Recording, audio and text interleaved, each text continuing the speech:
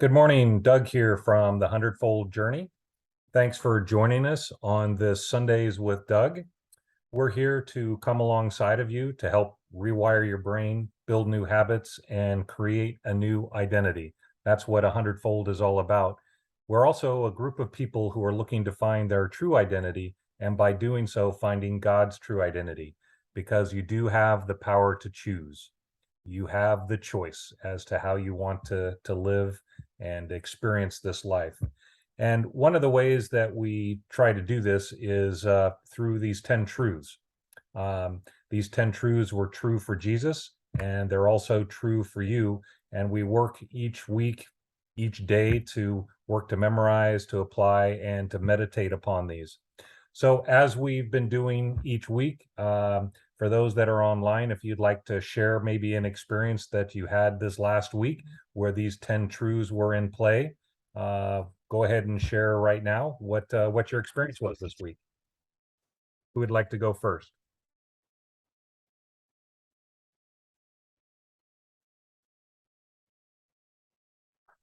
Anybody?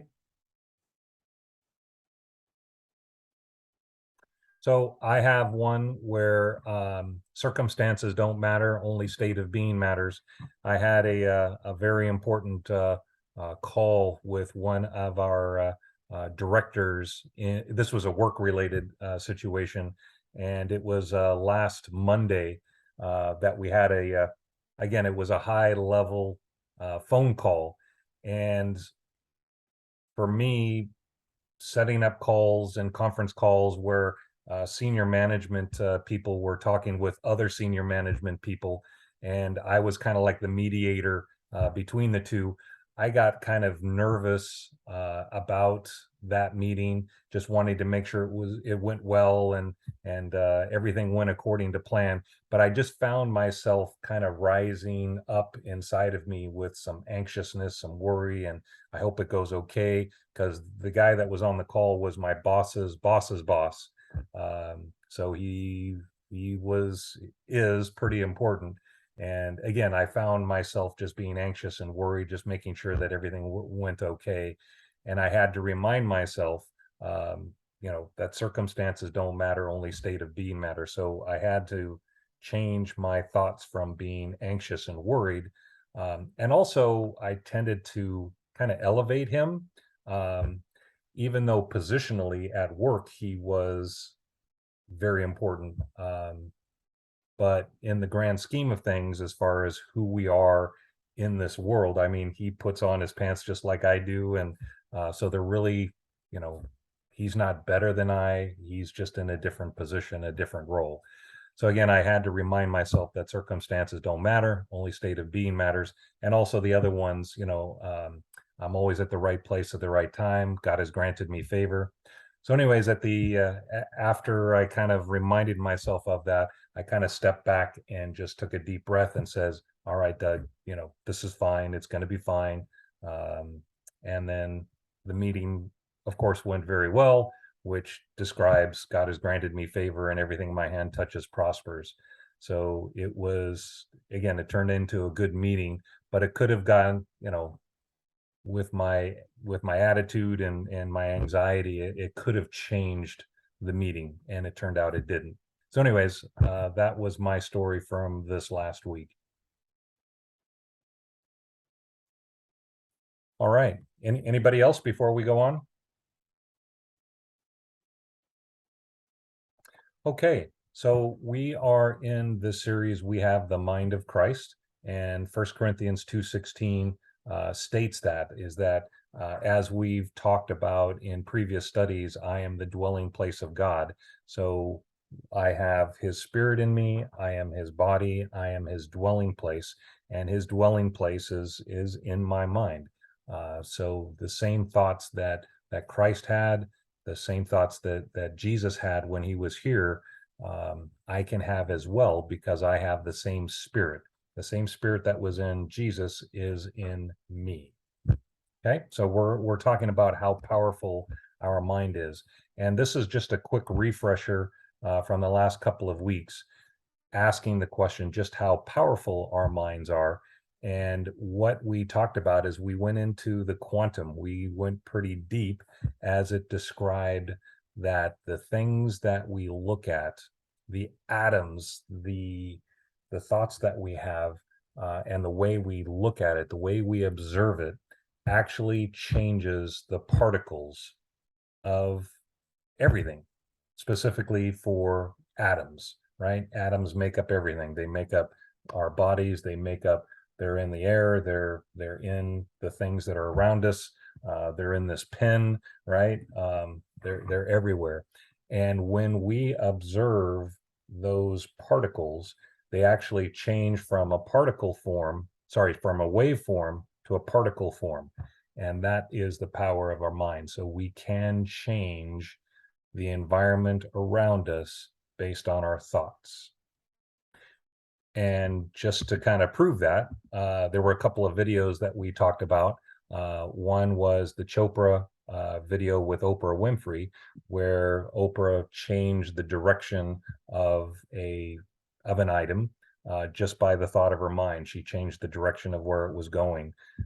The other one was, I shared this last week, which was the thought is actually electrical current. So sometimes we think, oh, how does a thought get there? How does our mind work? And it works through electrical vibration frequencies. And this guy demonstrated it by hooking hooking this person's arm up to a probe that then she was able to control somebody else's arm just by flexing it because her mind was telling her hand to move. Therefore, it moved, and it turns out to be an electrical frequency. So that was what we demonstrated last week. And this was kind of the summary of that, is that we have 80 billion neurons inside our brains that are sending electrical and chemical messages back and forth from our brain down through our spinal cord into our entire body. So we get to choose what we think. And again, I'm moving my fingers and my hands because those thoughts are just boom, boom, boom. They're firing at light speed, basically. And then we also talked about just how powerful it is that when we live our lives with the five physical senses through what we see, what we smell, taste, hear, etc., is that we are observing life on the outside, but the way we think about what we see on the outside affects the inside. And the demonstration or the picture is you've got a cruise line and you've got this captain at the front of the ship and he's observing life, right? He's observing the conditions around him. And based on those conditions, he sends signals, messages down to the crew that are controlling the ship. Okay, go left, go right, slow up, slow down, that type of thing. So the same thing is happening inside of us, is we are the observers and we get to observe what we see out there. And based on that, those signals will be sent inside. So if the cells, and here I'm just going to quote this, your cells, your DNA are responding to the brain signals and they're asking, how's it going out there? Is everything okay? And if we're in a state of fear, anxiousness, worry, anger, bitterness, then our insides are going to respond to that. Oh my gosh, you're in fear. So there's hormones and different chemicals that your body will release in order to react to the message that you're sending. And sometimes it can be very healthy, and sometimes it's not healthy. In fact, it creates illness. Um, it it it changes your body, it changes your DNA based on the signals that we send down. So it's very important what we allow in, what we observe, because those messages are being sent to our body. So if the message is, hey, everything's fine, I'm observing smooth sailing, life is good, I'm healthy, I'm strong, I'm being supported, even the 10 truths, right? I'm always in the right place at the right time. God has granted me favor in the sight of those around me. Circumstances don't matter, right? And this is the situation I was in, right? I was observing, I was thinking about this meeting that I was going to be conducting and mediating, wanting to make sure that it went with no problem. But I started to have thoughts and anxiousness and worry as I was typing emails and getting ready for this meeting. So the signals that got sent down was, I hope this goes okay. I'm a little worried. I'm a little anxious. So the chemicals then started to develop inside my body um, to create maybe, and this didn't happen to me, but this could have happened. You start to develop an ulcer because that comes from worry. Um, your heart flutters, your lungs, expand, but all of that is a reaction to the thoughts that you're sending down. But if the thoughts are smooth sailing, then you've got smooth sailing, or it could be rough sailing, right? And then, the ship is going to react um, to those thoughts. So I know I did. Oh, and then one other thing, and then we'll ask some questions. But then we talked about the map of consciousness and how where we are in regards to um, this map of consciousness. Are we living out of fear or shame or anger? Or are we living from love and above, which is joy, peace, and enlightenment? So this was something that David Hawkins put together. More than 250,000 people um, did this test over 20 years of research, and basically it mapped out the emotions and the feelings that are typical of humans. And you can see that there is a place called destructive energy and a place called creative energy, and we want to be living out of creative energy, right? Because that's where smooth sailing, right? I'm in love, I'm in joy, I'm in peace, and my ship, my body, my life will respond accordingly, versus destructive energy, which is my body, my life, my experiences will all be destructive because that's the way I'm viewing it through my 5 physical senses. So all of that, the last 10 minutes or so has been review. Has anybody have any comments on this, or did they experience something this last week where, maybe this made itself evident? What do you guys, any comments?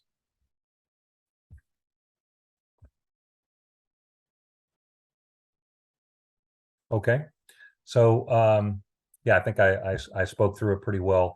The big thing is that we do have the power to choose. We do have the power to choose which goggles we want to look through. Is it through the goggles of shame and guilt and anger and pride, or is it out of love? And again, our body will respond accordingly. And then I shared this on our website, I'm sorry, our Facebook at hundredfoldjourney.com. And I really like this. Your mind is a garden. Your thoughts are seeds. You can grow flowers or you can grow weeds. It's your choice. All right, so I'm going to jump into this video. So this is about a 5-minute video. So take a listen. How are placebos effective? Well, think about it. You have pain, you have a symptom. Someone gives you a pill, and you swallow that pill, and within an hour you start noticing a change in your pain levels. So then the next day you have pain again, you're given that pill, you look at the pill, you swallow it again, you notice that your pain levels diminish. You start noticing a change in your internal state, and you begin to think about what causes it, and you start to associate the change in your inner state with something outside of you. Keep doing it again the next day, doing it again the next day, do it again the next day, and then the day after, give someone a pill that looks just like that previous pill, but there's no drug in it. It's just simple starch or sugar. The person takes the pill, and by association, by conditioning, they start to notice the pain going away. So the first element of the efficacy of placebos is based on conditioning. And in this current model of the way we view health, so much of health has to do with taking something outside of you to change your state inside of you. And in fact, we've all been conditioned into believing that's the case. So now, certain color pills work better than other pills. If you name a drug that sounds really, really effective or has a name you can't pronounce, it'll work better for people because they'll give their power to it. If you name a drug that rhymes with what it does, it'll work more effectively because it'll subconsciously begin to cue certain beliefs and conditionings. If you charge more for a drug, it'll work better, even if you're given the placebo. And by the same means, if the doctor is enthusiastic about the placebo or the study, it'll work even better. Now, the second element that makes placebos effective is expectation. So the person gets that pill, and the doctor tells them, this is a new drug. This drug is highly effective. Think of that pill as a symbol of possibility. And when they grab that pill and they're about ready to take it, before they take it, they begin in their mind to begin to believe or accept or begin to think about that they could possibly change their health. And all of a sudden, they start getting optimistic. They start looking forward to the change. They start believing that there could be a change in their health. And when they're combining that clear intention with the elevated emotion of gratitude or optimism or excitement or inspiration, in a sense, they're changing their state of being. And so if conditioning then is based on the past, expectation is based on the future. And there's so many great studies on the power of expectation. In fact, the nocebo is when you're given an inert substance and you begin to experience the side effects of that drug, but you're not even getting the drug. So now, for the person whose glass is half empty and they're given a placebo and they begin to experience the side effects of that placebo, thinking they're getting the drug, and it's producing those elements where they start feeling bad, wow, it must mean then they're expecting some outcome subconsciously. In one study that was done with patients that were about ready to go into chemotherapy, the doctors told them that there was a high probability they would get nauseous after they were administered the chemotherapy. And 50% of those patients got nauseous on the drive over to their first chemotherapy treatment. Expectation means you begin to expect an outcome, and when you begin to expect an outcome, your body begins to physiologically change in anticipation of that effect. The third thing that makes a placebo effective is what we call assigning meaning based on learning information.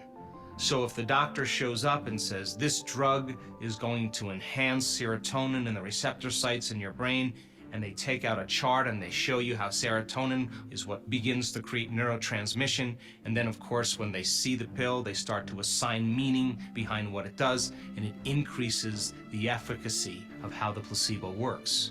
So those are the three elements that begin to change a person's state of being.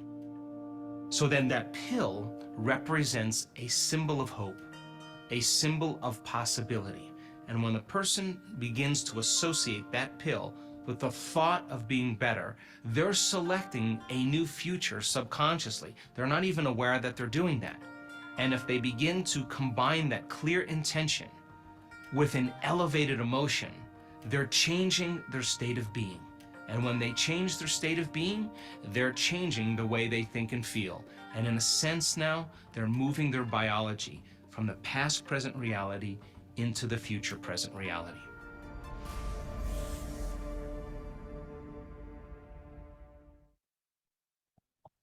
How? All right. So I'm not sure if those that are online have heard about the placebo effect. Is anybody online familiar with that term? Yep. Yeah. Oh, that's right. Rachel, you're the nurse of the group. So tell us, do you have some experience you can share with this, or do you confirm what Joe Dispenza is saying? Yeah, definitely. I think everything he said is really accurate.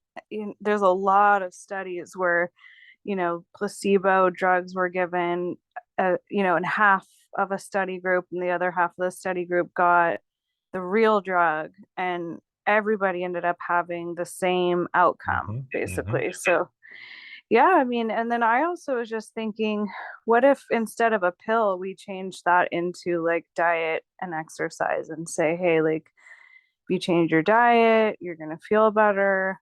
Um, and then, I mean, at least like for me, I changed my diet and then I started seeing weight loss. So that was like even more motivation, Mhm. and so I mean, that video was focused on pills, but I was thinking, what if you changed that into, something other than a pill, if that makes sense.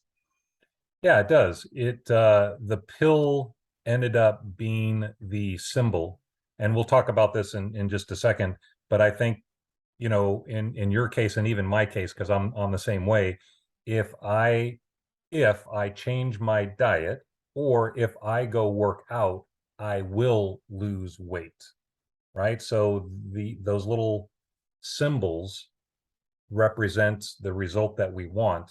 And since we set our mind that says, if I do that, then I will, then it'll happen. Right. And then it does happen. And So then it it's like, does. yeah. And then it Yeah. confirms what you believe. Right. And that's our 10th truth, right? Life is a mirror which reflects back what I truly believe and think. So if you truly believe and think that by making this adjustment that you will lose weight, then you will lose weight. And that mirror tells you, that reflection, when you actually start losing weight, that reflection says, hey, that's what you truly believe and think. Yeah. Right. And same with like exercise, like, Mhm, mhm. you tell yourself like I'm strong, I feel strong and getting stronger, and then that does actually, play out. So Yeah. So what we're doing there is we're taking that waveform of possibilities and potentials.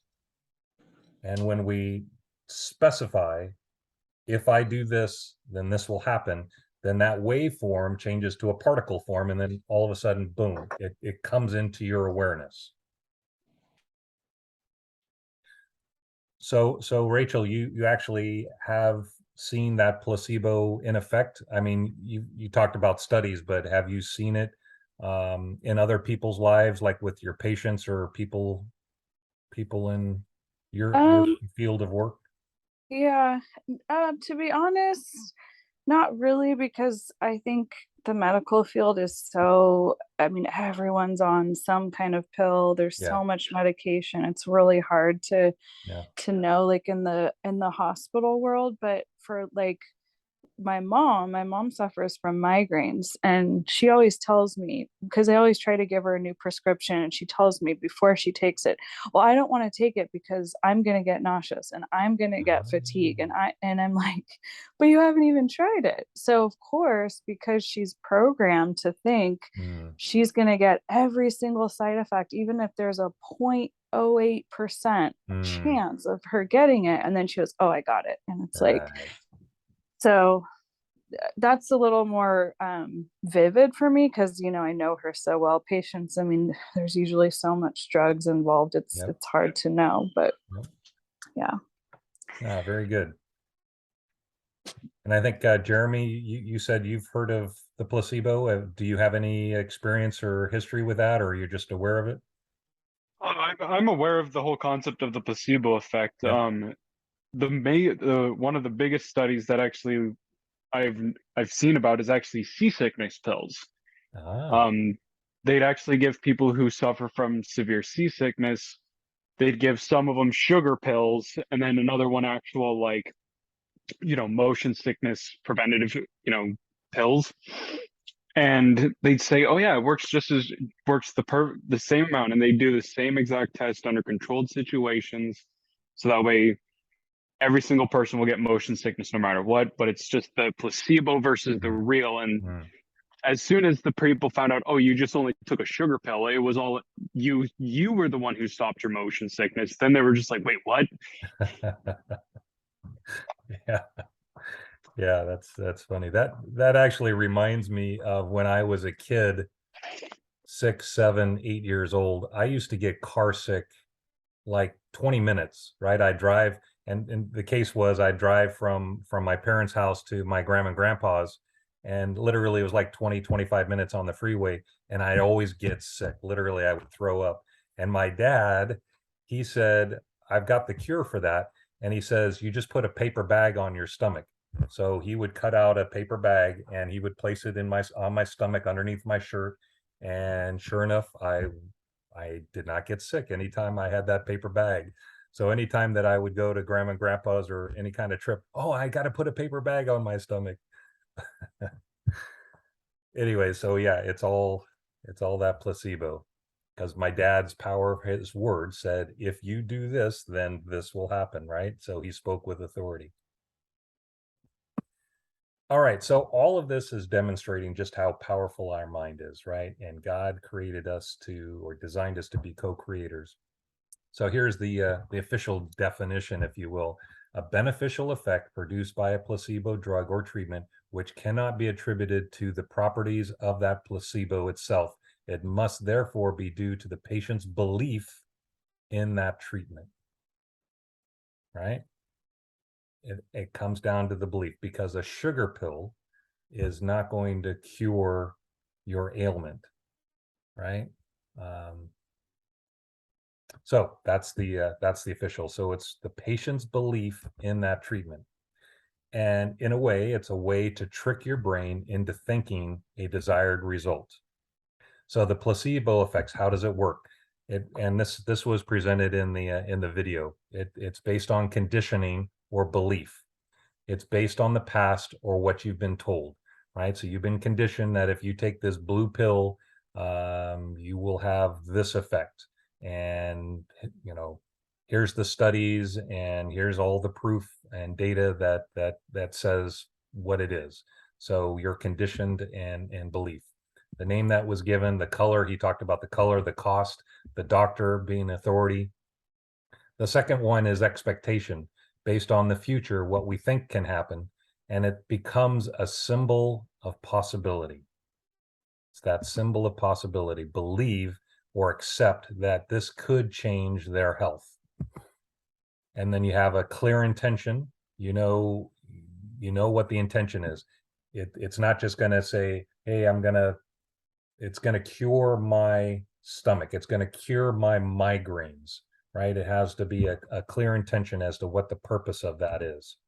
With the elevated emotion, and the emotion is important, because you have that sense, you have that feeling that this is going to help you. And because of that, then the emotion becomes, I'm excited, I'm happy, I can't wait for, you've got that elevated emotion, which helps the process. And then the third one is you assign a meaning. And what that is you associate that pill with an outcome. And then the results are, you can heal yourself. Right? So conditioning, expectation, and assigning meaning. Now, how does this relate to our lives today, at this moment, right? We are constantly conditioning ourselves, setting expectations, and assigning meanings to things, right? And whether it's weight loss, or my job and the things that I do, the money that I earn, my overall health, how I'm feeling. So that conditioning, in fact, let's talk about that a little bit. As far as our conditioning, it's based on the past and what we've been told. What is our past, and what have we been told about that given subject? An example would be, well, your grandmother had this, and I'll just use the term breast cancer. Your mom had breast cancer, therefore you will have breast cancer, right? It's that conditioning, it's that belief, it's those thoughts that enter your head. And because of you've been conditioned to believe that, there's been a name given to it. The doctor and authority has been telling you this. You have a history where you can point to examples Does that mean you are going to get it? According to the placebo, changing your thoughts, changing that expectation, and assigning meaning to it will condition you to have it or not to have it. That's the power of this. And in fact, the last statement is, you are the placebo. And that is actually the book that Joe Dispenza, that video that we just watched. He has a book out called You Are the Placebo. And what that means is that you apply the conditioning, the expectation, and the meaning to your entire life and everything that comes into it. And you can decide based on your belief what you desire the outcome to be, just like a pill placebo. So you don't have to take up something physical. It starts in your mind. It starts with the thoughts. So the question is we don't have to find something outside to change us. We change from the inside out, which is exactly what God has designed us to do and to be. He has given us everything that we need for life and godliness. It's in us, and then it just expresses out of us. It comes out of us. It's who we already are. We are loved. We are holy. We are blameless. We're all his child. We're his bride. We're his dwelling place, right? So we are already that. So when we truly believe that, in a sense, that's our placebo, right? Because we're believing everything that God has told us about us. Therefore, it changes us from the inside out. And it's not the circumstances that are outside that are changing us, right? What people say, what people do, what happens on my job, right? Those are all just reflections of what I'm thinking inside of me, right? And then that's going to be reflected back to me. And then I have the power to change that because I'm a co-creator. So what Dr. Joe Dispenza says, combine your belief with a clear intention, with an elevated emotion, you change your state of being, which then changes the way you think and feel. This is powerful stuff when we really understand the power of our thoughts and that we are the placebo.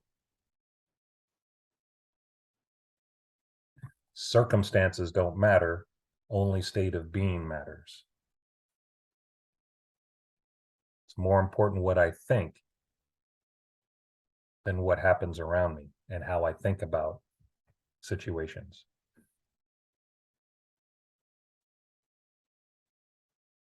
All right, questions, comments before we move on?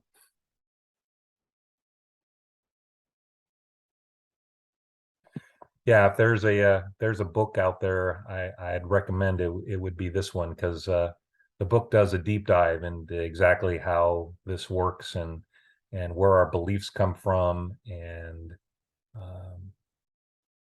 yeah, just how God has created us and the power that he's given to us. He's given us everything that we need for life and godliness. And this is one way that it works, is the way we think and what we believe will show us, will be reflected back to us. All right, so I'm just going to do this next slide, and then I'm going to end a little bit early today. But the next slide is what we need to do. It's time for a software upgrade. Because of the conditioning and the beliefs and the expectations that we've set, there's some thoughts that we need to change, right? And I'm calling it a software upgrade. We need to change the way we think, the way we feel, the way we act, but it's all internal, right? It's not external. We can't wait for circumstances to change on the outside, just like the mirror, right? We can't go over to the mirror and say, all right, you can't be frowning. I want you to smile now. You can't go to the mirror. You have to smile on the inside in order for that reflection to change. And there's a key verse that we'll kind of deep dive, and we'll save this for next week because I don't want to run out of time. I don't want to rush this. But Romans 12 says, Therefore, I urge you, brothers and sisters, by the mercies of God, to present your bodies as a living and holy sacrifice acceptable to God, which is your spiritual service of worship. And do not be conformed to this world, but be transformed by the renewing of your mind, so that you may prove what the will of God is, that which is good, acceptable, and perfect. So you can see the words that I've underlined, right? We need to present, we need to present ourselves, our bodies, and know that we can make the change within us. And the way we do that is through transformation and renewing of our mind. And then from there, we can see what the will of God is, because God's will is good, acceptable, and perfect. I'm not sure about you guys, but I would love to have a life that is good, acceptable, and perfect, right? It's not in the sight of God, it's this life in the sight of me, to have a good life, to have an acceptable life, and have a perfect life, because that's what God has set. That's his intention for us. So these are the things that we'll talk about next week. Again, I'm to present or offer my will to God, renew my mind, and then I will be able to see God's will, which is everything good, everything well-pleasing, and complete perfection. So we need to do a software upgrade.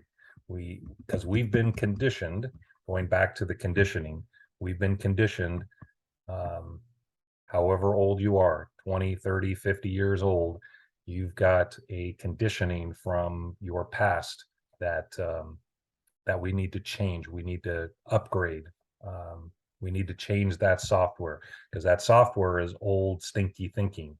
I'm not good enough, or God is angry at me, or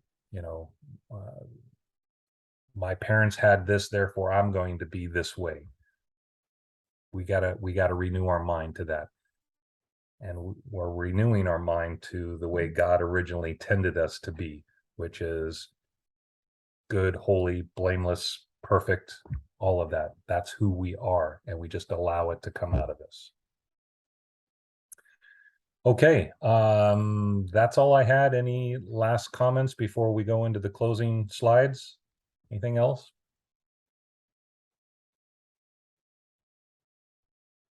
You are the placebo. All right, I'm gonna slip through these and then just get to our 30-fold, 30, 60, and 100-fold. So again, I know my identity, and this is what the 30-fold thinks, right? They're a dirty, rotten sinner. Jesus died across on the sins, but I still need to confess my sins daily, or else God's separated from me. He's angry with me, and I'm not one with him. Not until I get to heaven, not until I die. And what 100-fold is about is, no, we're here, we're that way today. 60-fold looks at it, my identity is in Christ. I know he died for my sins, but there's still work that needs to be done. So 30 and 60, 100-fold are work-based, versus 100-fold, which is I am choosing, there's the key word there, choosing to believe that what God believes about me. I am holy, blameless, and there's nothing I need to do. Perfect love casts out all fear. And that is rest-based, right? Just like that farmer, he plants the seeds and then he rests. How it grows, he knows not how, but it does. This is just a reminder to continue to work on the 10 truths. So next week, just like today, I'll be asking you the same question. Hey, what was your experience this last week with these 10 truths? Did you have an experience where, you had unlimited possibilities or resources? So please kind of make a mental note of that as you go through this week. And then ask yourself the question, how good is God? And the way you answer that determines your yield. And if you feel that God is good and he's given you everything for life and godliness, that placebo, that thought, that pill, if you will create 100-fold. And that was based on your choice, because you're choosing to think and live that way. We've got a ton of resources on the 100foldjourney.com. So please visit that site, or you can always reach out on Facebook if you have any questions, but a lot of good content on Facebook as well. All right, that's it for this morning. Thank you for joining us on this Sundays with Doug. Always appreciate your time, and we will see you next week. Bye for now.